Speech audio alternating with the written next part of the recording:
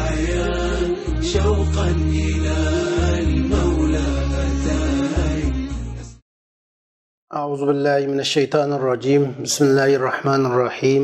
الحمد لله رب العالمين والعاقبة للمتقين والصلاة والسلام على رسوله محمد وآله وأصحابه أجمعين. أما بعد. Assalamu alaikum qarindoshlar. Biz bugun ayni shu Ma'alim Sünne en-Nebeviyye hadis ko'rsatmalari kitobimizning birinchi qismi, yine aqida qismininki 10. dersi, yani Ud'uni astajib lakum degan shu darsni o'qiymiz. Bu kitobninki 10. babi shu kitobning hadis soni bo'yicha aytganda 30. hadis hisoblanadi. Musannif bu babning ismini Ud'uni astajib lakum degan Allah subhanahu wa ta'alaninki shu sura Gafir'ning 60. oyatidagi bir cümleni bab qilib keltirgan. Ud'uni astajib lakum, manga ibadat qilinglar, men sizlarning ibodatinglarni qabul qilaman.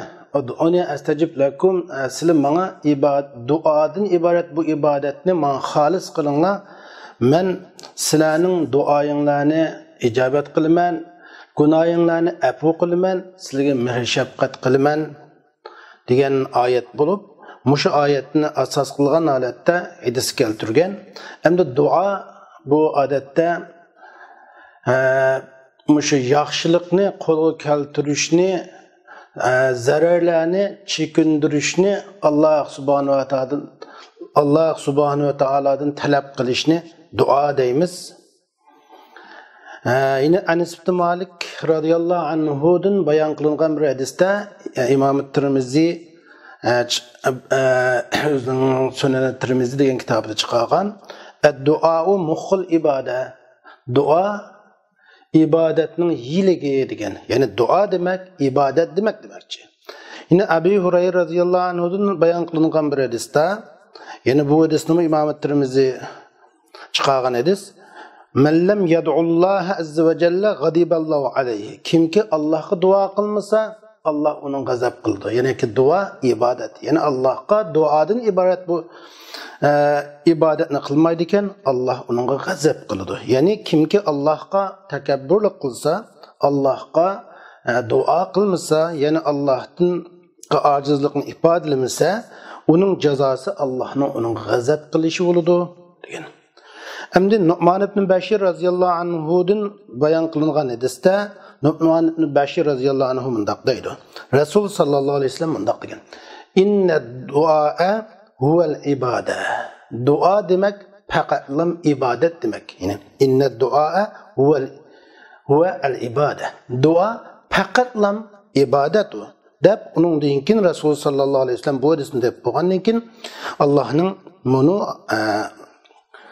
ayetini okugan, "Ud'uni astajib lakum innellezine yestekbiruna an ibadati seyedhuluna cehenneme dakhirin." Sizlar manga duadan ibaret bu ibadetni qilinglar, men sizlarga ijobat qilaman. Manga ibadat qilishga cho'ngchilik qilgan, manga ibadat qilishdan bosh tortgan odamlar jahannamga xor bo'lgan holatda kiradi degan. Bu ayet-i kerimni o'qigan, yine duanın ibadet ekanligi bu ayet-i kerim bilan ham bayon qilingan. Bu hadisni Imom Ahmad rivoyat qilgan.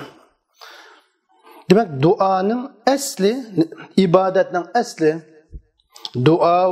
dua mush ibadetninki asli yiliki hisoblanadi. Allah subhanahu va taologa dua qilmaganlik, Allohga ibodat qilishdan özünü çoğun tutkallık katardan buldu. Çünkü dua bendenin kulçılıkını ifadeleydi. Bendenin Rabbiga bo'lgan kulçılıkını, Rabbiga bo'lgan ihtiyacını ve Rabbinin aldaki acizlikini bende dua bilen ifadeleydi. Bende adam dua arqılıq, insan dua arqılıq Allah'a bo'lgan o'zining har ojizligini, Allah'a bo'lgan bo'ysunishini shu dua arqılıq ifodalaydi. Shunga qandaq bir odam Allah subhanahu va taologa duo qilishdan yuz o'risa, u Allah subhanahu va taologa ibodat qilishdan yuz o'rgan kishi bo'ladi. Shunga duo qilish intayin muhim. Biz dua qilsak, duoni Allah cho'qim ijobat qiladi. Duo qilganda Allohning duo qilsak, duoimizni ijobat qilganiga cho'qim ishonishimiz kerak. Ya'ni duo mu'min haqi duo qilsa, Allohning uni ijobat qilganligiga ishonish bu islomiy aqidaning qatoridan hisoblanadi. Endi uning masalan ijobat qilinishini biz balkim ba'zilarini biz uni his qila olishimiz mumkin, his qilolmasligimiz mumkin. Balkim u duo naq bo'ladi yoki kin qoldiriladi yoki uning o'rniga bizga biz tilagandan bakroq yaxshisi munosib bo'lganini Alloh taolo bizga beradi. Lekin shuningga jazmiyat qilishimiz kerakki, Allohga biz haqiqiy chin qalbimiz bilan duo qilsak, Alloh duoyimizni ijobat qiladiganligiga buningga 100% ishonishimiz kerak. Peygamber sallallahu aleyhi ve sellem şu dua hakkında tüvenniki hadisini otur koygan. An Abi Zerril Gıfari anin Nebi sallallahu aleyhi ve sellem fîmâ ravâ anillahi tebârek ve teâlâ ennehu kal. Abi Zer radıyallahu anhu Peygamber aleyhisselam Allah Teala'dan rivayet kılgan hadisler içinde Allah Teala'nın mundaq digerligini Peygamber aleyhisselamdan rivayet kılıdı ki Allah Teala mundaq degan. Yani bu hadis kuddusi olup Allah dedi ki ya ibadi inni harramtu az-zulma ala nefsi ve cealtuhu beynekum muharrama fela tezalamu. Ey bandillerim, men zulüm qilishni üzemge haram qildim ve onu sizlarning arangladımı haram qildim. Şuna öz ara zulüm qilmanglar. Ya ibadi kullukum dallun illa men hadaytuhu fastahduni ahdikum. Ey bandillerim, men hidayet qilgan kişiden başka hammanglar azg'ulluqda. Sizlar mening hidayet qilishimni tilanglar, men sizlarni hidayet qilaman. Ya ibadi kullukum ja'iun illa men at'amtuhu fastat'imuni fa'ut'imkum. Ey bandillerim, men taam bergen kişiden başka hammanglar aç. Mening taam berishimni talab qilinglar, men sizlarga taam beraman. Ya ibadi kullukum arin illa men kasawtuhu fastaksuni aksukum.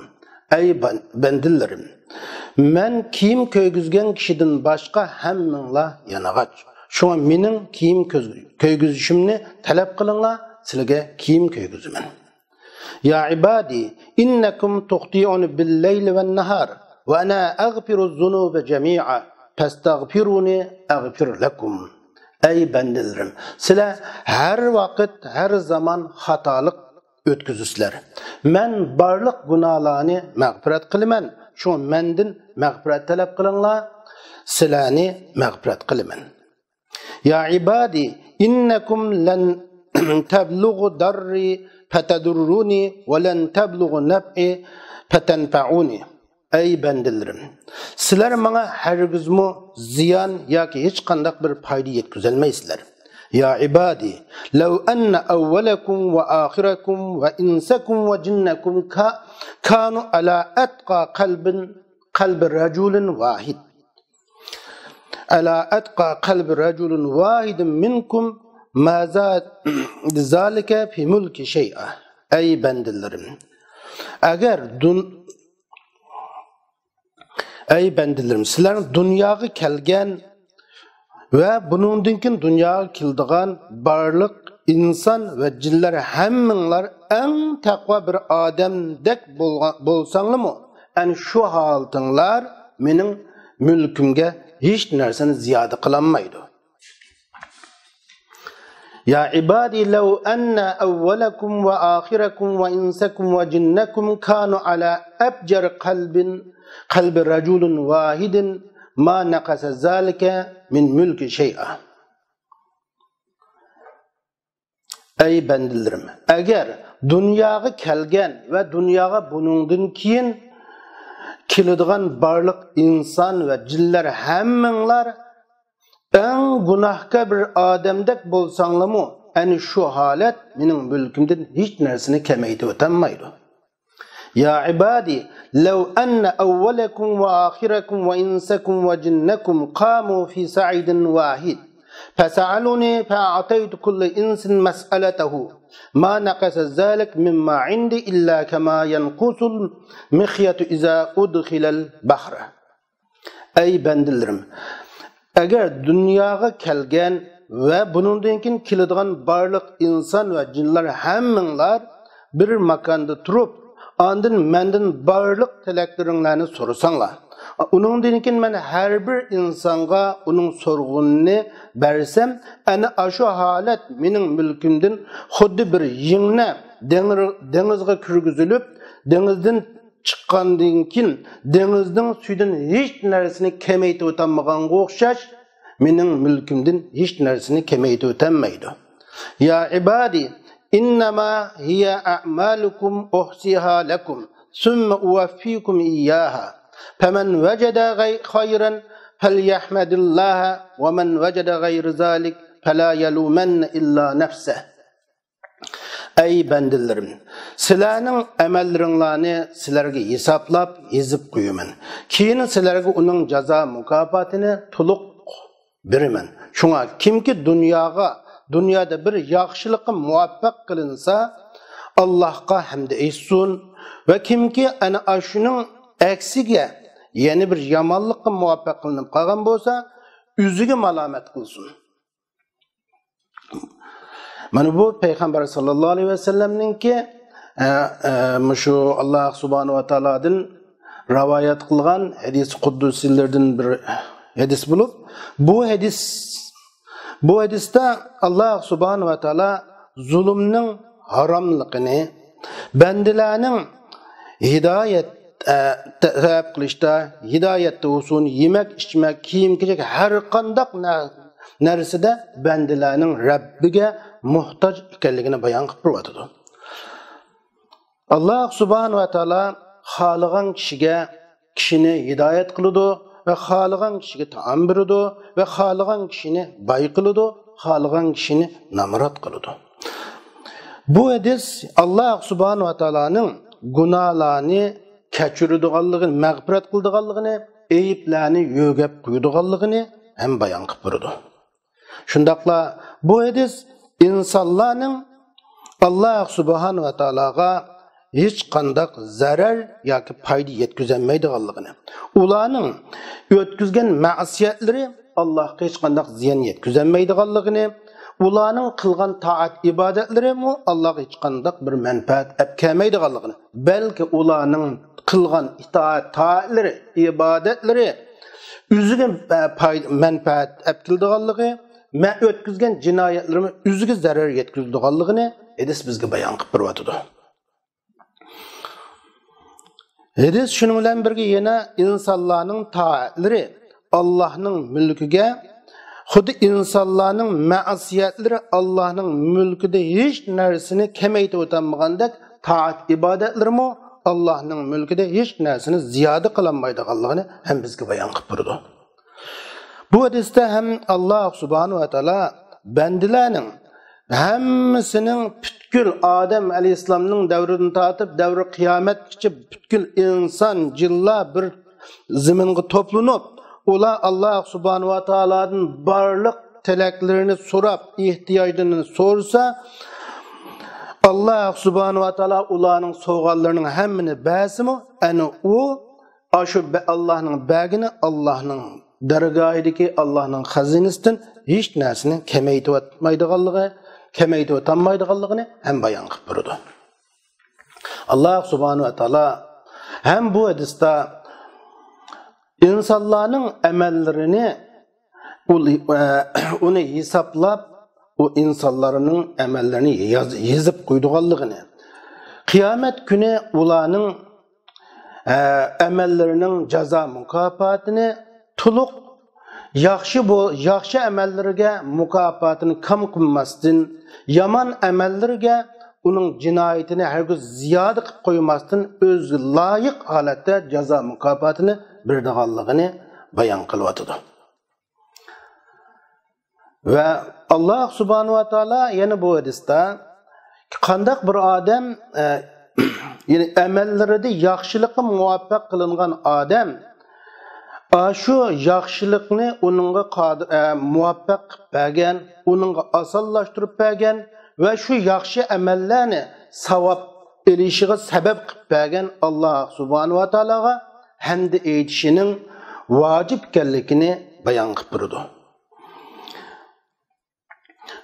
Şundaqla bir amellerde yamanlıqqa, cinayetlerge qilgan, şunda xata yaman amellerini qilgan kişinin o faqatla özüge, öz nefsiga malamat qilishinin lazımlığını, malamat qilishini faqat öz nefsiga malamat qilishi lazımlığını gösterdi. Çünkü o adam dünyada Allah subhanahu wa ta'ala'nın peygamberinin körsetmesiga Allah'ın ki buyurgan buyruklarını icra kılmay, o adam havaya, heveske ergeşken, şeytanga ergeşkenlik için özüge malamet kılışı lazım ikenlikini bizge bayan kıpırdı. Bayan kılıp dedi ki, ya ibadi inni harramtu zulme ala nefsi. Ey bendillerim, men zulümden pak munazzeh, yani men zulümni üzemge haram kıldım degeni, yani Allah subhanahu wa ta'ala'nın zulümden pak munazzeh ekanligi. Allah subhanahu wa ta'ala'nın bu zulüm sübtinin qat'iy maska kelmaydiganligini ko'ra olamiz. Çünkü zulüm degan nimitde zulüm bir şeyini öz o'rnining g'ayrida qo'yash, bu zulüm butdi. Endi bu sübet Allah subhanahu wa ta'ala'nın takamul ekanligiga, kamalat sübtiga, takamulligiga zid keladi. Allah subhanahu wa ta'ala'nın adalatiga zid keladigan, qarshi keladigan bir sübet. Şu Allah subhanahu wa ta'ala zulümden pak munazzeh. Çünkü Allah subhanahu wa ta'ala deydi Sure Kahf'nin 49. ayetinde وَلَا يَزْلِمُ رَبُّكَ أَحَدًا. Yani sizin Rabbiniz Tebarek ve Teala hiç kişiye zulüm kılmaydı. Yine Sure Fussilet'nin 46. ayetinde وَمَا رَبُّكَ بِظَلَّامٍ لِلْعَبِيدِ. Allah Rabbiniz Tebarek ve Teala bendilerine zulüm kılmaydı degen. Şuna anından kin Allah subhanahu wa ta'ala deydi ki ey bendilerim şu men pak şu zulümden pak munazzeh o mening haqqımda zulüm mustahil mümkün emas deb şuna inni harramtu zulme ala nefsi degen. Ve cealtehu beynekum muharrama fela tezalemu. Şu men zulüm qilishni üzemge haram qilganga o'xshash, yine men zulümden pak munazzeh bo'lgandek, şu zulüm qilishni sizlarning oranglarida haram qildim. Şunu sizlar o'zaro bir-biringlarga zulüm qilmanglar. Zulüm her türlük bo'ladi. İnsanga zulüm qilish, inson o'ziga zulüm qilish, inson hayvonotlarga zulüm qilish degandek türlük zulümler bulup, aşında her qandaq zulüm türünün her qandığını qilmanglar. Cabir ibn Abdullah radıyallahu anhumadan bayan qılındı ki, Resul sallallahu aleyhi ve sellem zulüm haqqida mundaq degan. İttaquz zulme fe inne zulme zulumatun yevmel qiyameh. Vettaquz şuha fe inne şuha ahleke men kana qablakum. Hamalahum ala en safaku dima'ahum vestahallu maharimahum. Sahih Müslim. Resul sallallahu aleyhi ve sellem deydi ki, sizlar zulümden saqlaninglar. Başqalarga zulüm qilishdan saqlaninglar. Zulüm kıyamet günü intayin ig'ir jinoyat hisoblanadi. Sizlar bexillikdan saqlaninglar. Bexillik sizlardan ilgari kishilarni halok qilgan. Sizlardan ilgari kishilarni o'zaro qon to'kashga, Allah haram qilgan, o'zining haram qilingan ishlarni halol sanashga ilib bag'an deb alayda Rasululloh sallallohu alayhi vasallam bu hadisda yine bizga zulmninki naqadar saqlanishga tegishli bo'lgan bir xatarlik ish ekanligini deb so'zlab turadi. Yine Abdullah ibn Umar radhiyallohu anhudan bayon qilingan hadisda Rasul sallallohu alayhi vasallam bunday degan: "Al muslim axul muslim, la yazlimhu va la yuslimhu." Musulman musulmanning qarindishi. Bulup musulman o'zining musulman qarindishiga zulm qilmaydi. Va la yuslimhu ham musulman qarindishini yordam qilmasdan zulmga tashlab qo'ymaydi. Musulman degan o musulmanga zulm qilmaydi. Va la yaslimu. Hatta musulman qarindishini bir zulm yordam qilmasdan zulmga tashlab qo'ymaydi. Bunda işte musulman kılmaydı. Men kana fi hacati ahihi kana Allahu fi hacatihi. Kimki qarindishining hacetide bo'lsa Allah onun hacetini buldu. Yani qandaq bir adam qarindishining hacetini ado qilish uchun sa'i sabab qilsa Allah subhanahu va taolo uningga yordam beradi ve onun hacetini ado qilishni uningga asillashtirib beradi.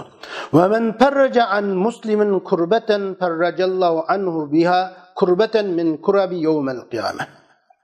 Kimki bir musulmandan bir mushaqqatni ko'tarsa Allah subhanahu va taolo onun beraberge o adamdan kıyamet gününün muşakkatlerden bir muşakkatini ko'taradi. Yani qandaq bir adam bir musulmanga dünya musibetlerden bir musibette yordam berse şu musibetinin o musulmandan yo'qolishi uchun, onun g'amlari yo'qolishi uchun ashundaq musulmanga yordam berse Allah subhanahu va taolo o musulmandan kıyamet gününün musibetlerden boğan bir musibetini, kıyamet gününün korkunuşlardan boğan bir korkunuşunu onundan yoktudu. Ve men satara muslimen satarahullahu yevmel kıyame. Kimki bir musulmanni yögse Allah onu kıyamet günü yögeydi. Yani qandaq bir adam özünün musulman qarindishidan bir ayıpıge haberdar boğan bolsa, musulman qarindishinin bir ayıp noqsanlarından onundan haberdar bo'lib, ondan onu haqlarga oshkorlamay uni yushirib qolgan bo'lsa, uni musulmon qarindishini shu aybiga asosan bilib lakin rasvo qilmasdan uni yo'gab saqlab qolgan bo'lsa, satarahullohu yawmal qiyama. Allah subhanahu va taolo o adamni qiyomat kuni insonlar orasida yo'gab ma'lum kamchiliklar sababli rasvo qilmasdan uni yo'gab qoladi. Ve men masha ma'a mazlumin hatta yusbita lahu haqqa sabbatallahu qadamayhi ala sirati yawma tazulul aqdam. Qandaq bir adam mazlum bilan birga mangsa, şu mazlumning haqqini mazlumga isbotlab berish uchun, mazlumning haqqini mazlumga berish uchun, şu mazlum o'zining haqqini ololmay qolgan mazlumga uning haqqini berish uchun ashunaq mazlum bilan mangan bo'lsa, Allah subhanahu va taolo onun iki kademini yine o kıyamet günü kademler teylip gidildiğin ancak sırat-ı rükte Allah subhanahu ve taala onun kademini müstehkem kıldı diyen. Yani Peygamber Aleyhisselam bu hadiste zulümün ne kadar xatarlik bir işgallikini, zulmün kılmasının özara birisi zulüm kılışının, dikkat kılışının lazım ikenligini bizge alayda uqtirib berdi. Ahrajahul Bukhari ve Muslim. Yani bu İmam Bukhari ve İmam Muslim bayan kılan hadis. Yani bir hadiste Ebu Hureyre radhiyallahu anhu'dan bayan kılınıp Resul sallallahu aleyhi ve sellem bundak degen. Etedrune mel muflis? Qalu el muflis fina men la dirhame leh ve la meta. Fekal innel muflise min ümmeti ya'ti yevmel kıyame bi salatin ve siyamin. وزكاة ويأتي قد شتم هذا وقذف هذا وأكل مال هذا وسفك دم هذا وضرب هذا فيؤتي هذا من حسناته وهذا من حسناته فإن نفيت حسناته قبل أن يقضي ما عليه أخذ من خطاياه فطرحت عليه ثم طرح pinnar.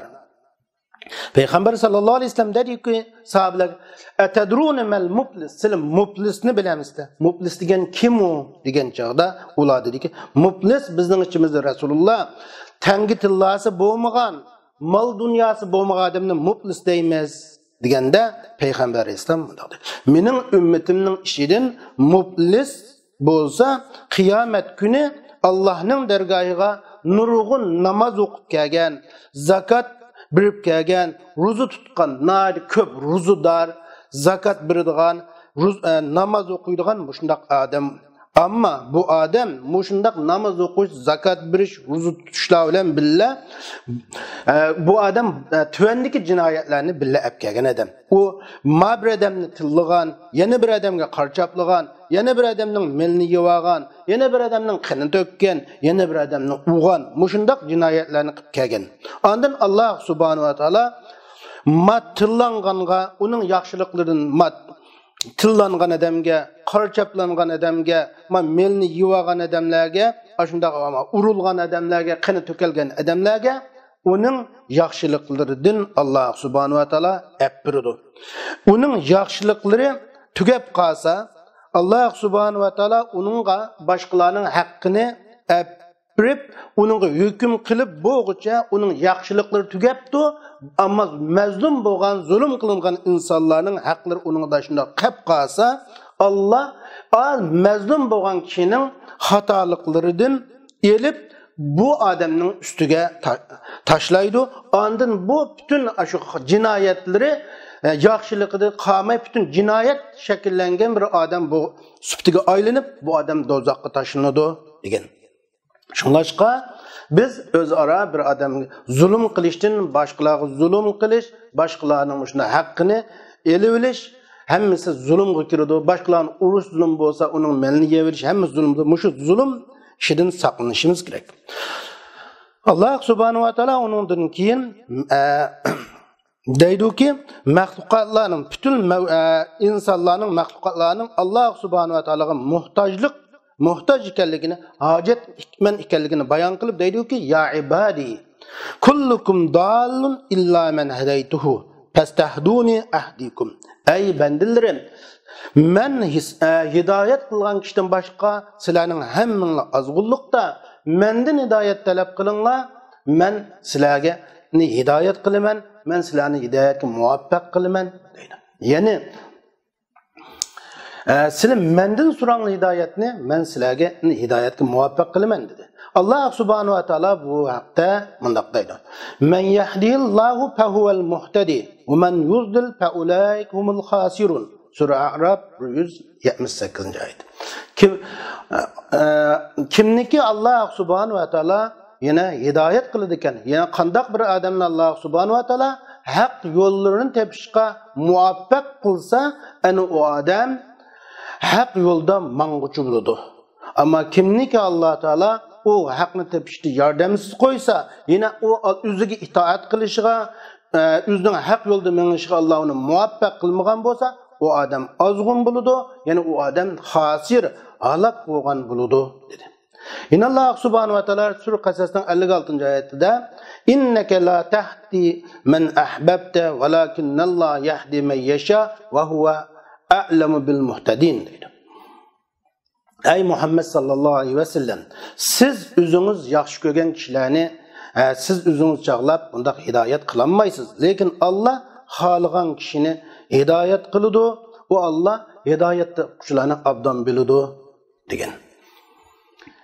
Yani Allah subhanahu wa ta'ala Sura Qasas'ın 56. ayetinde mundaq deydi: "İnneke la tahdi men ahbabte, velakinnallaha yahdi men yasha ve huve a'lemu bil muhtedin."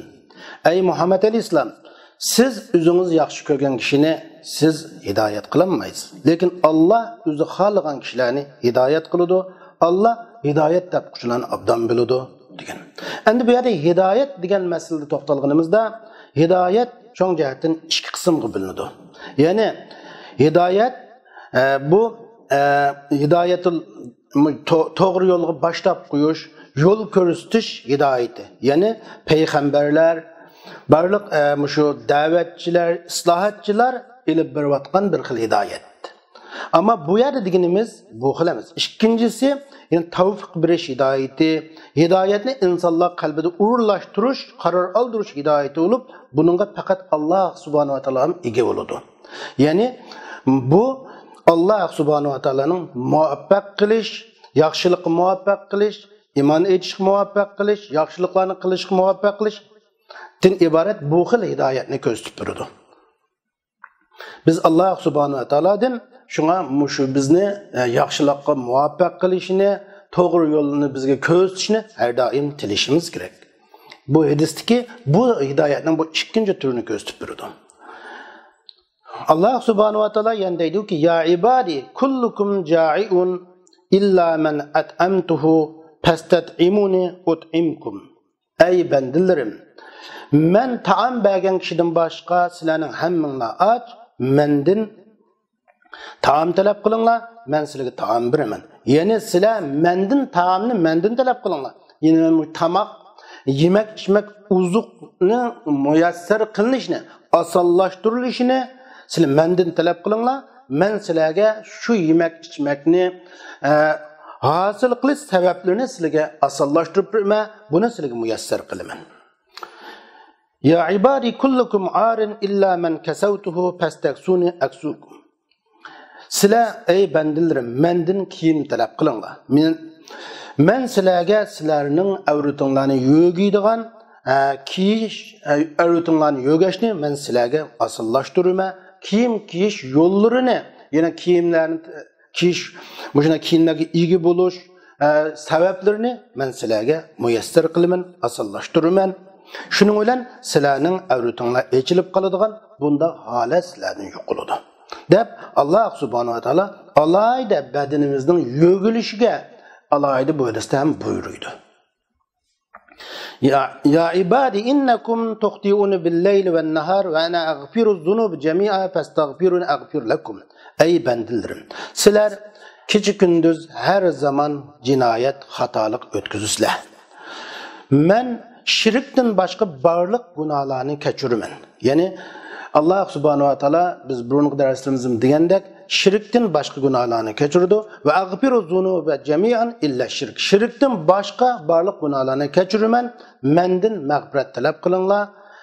Men sizlarni mag'firat qilaman, kechiraman deydi. Shunga biz Alloh subhanahu va taolodan cho'qim Allohningki mag'firat qilishini talab qilishimiz, men undaq jinoyat o'tkazgan ya mundaq cho'ng jinoyatlarni o'tkazib salgan, Alloh endi meni kechirmamdiki deb Allohning rahmatidan umidsizlanmasligimiz kerak.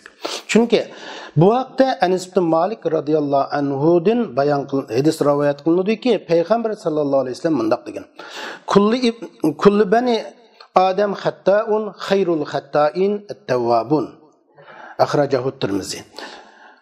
Yani Adam balısının her qandığı xatalashquchi, ama xatalashquchilarning eng yaxshisi tövbe qilguvchilar degan. Ama buningdan ham payg'ambarlar ma'sum, buningdan istisno qilinadi. Yani demak, hadisdan ko'rib oladiganimiz inson xatalashadi, xatolikdan xoli bo'lolmaydi. Lekin buning eng yaxshisi Allohga tövbe qilish, Allohdan kechirim so'rash.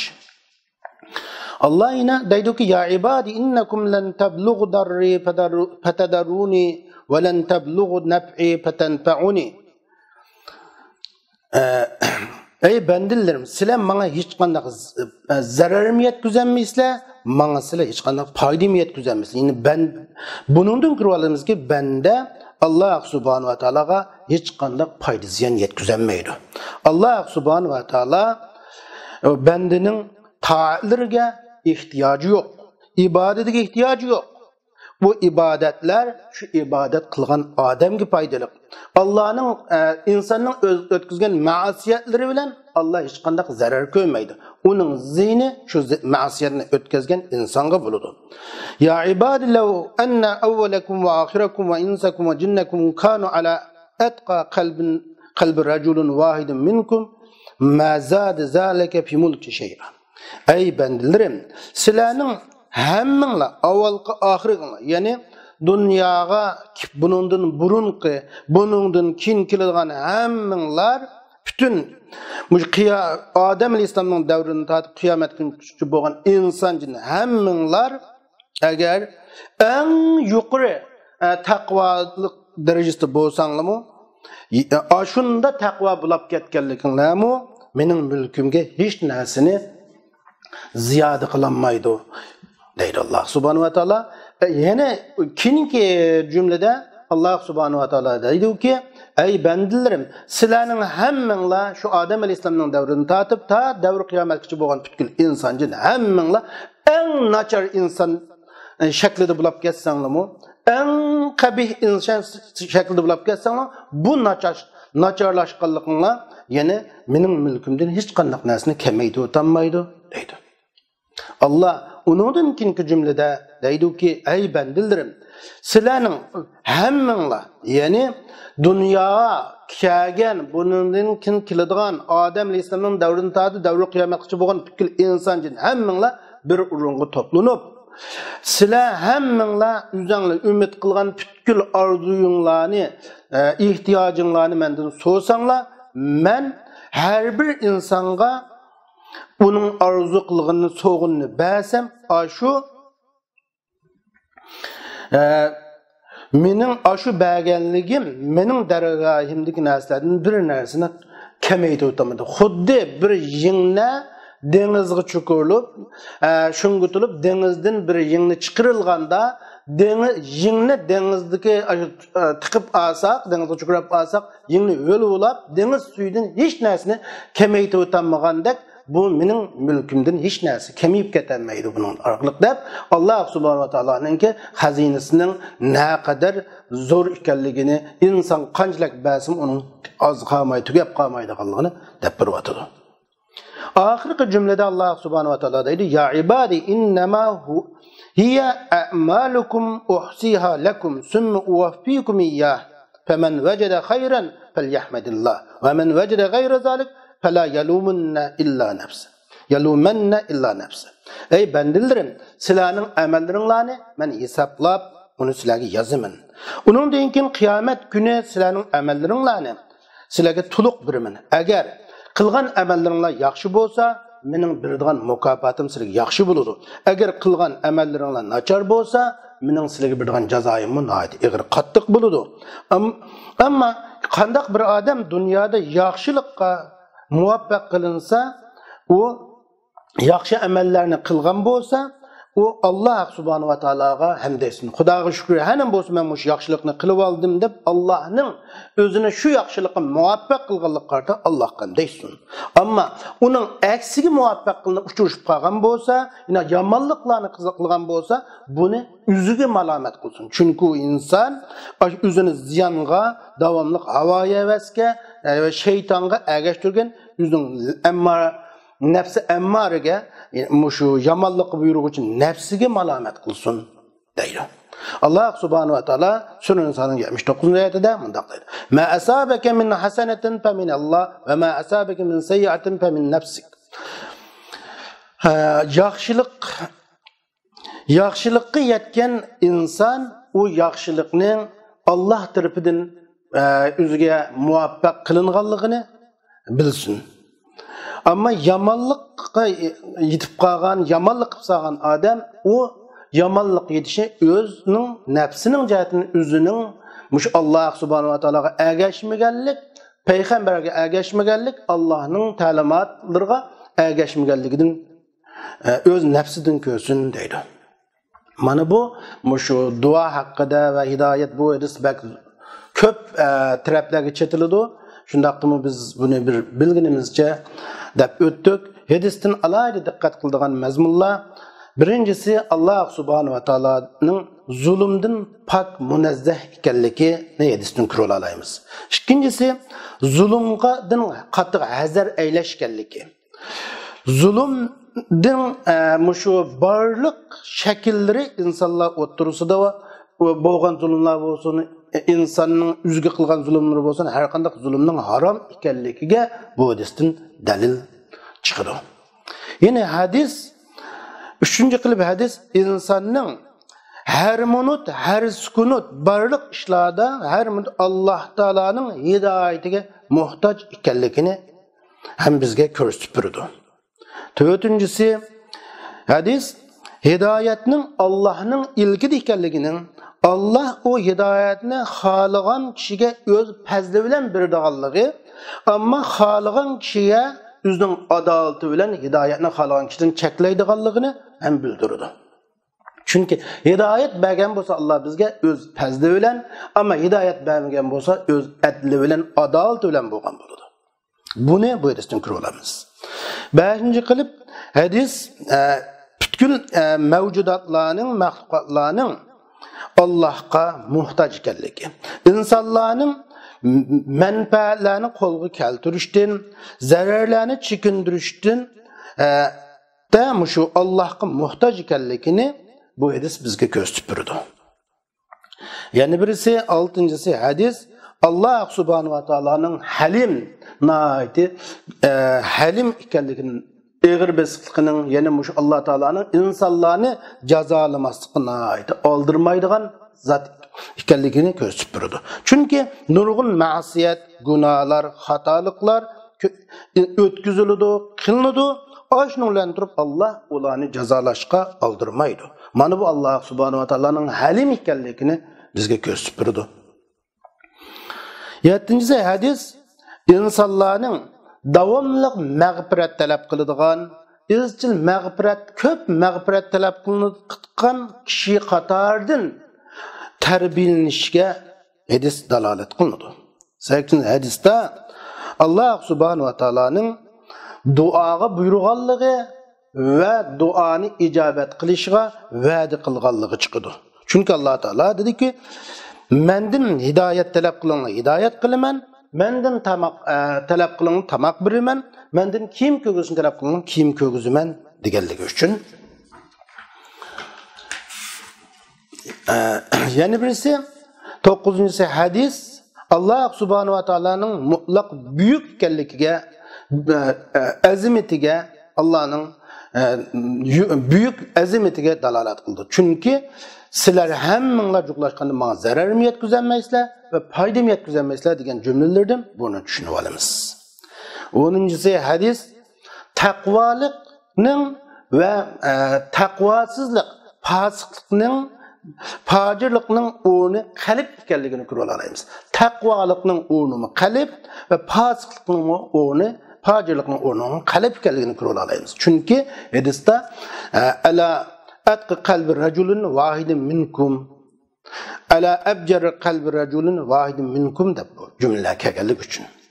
Yine 11. hadis insonning o'zining qalbiga qattiq ko'ngil bilish kerak ekanligini, qalbini tozalashi, qalb kasallarini qalbidan yo'qitishining lozim ekanligini bizga hadis alayda uqtirib turadi.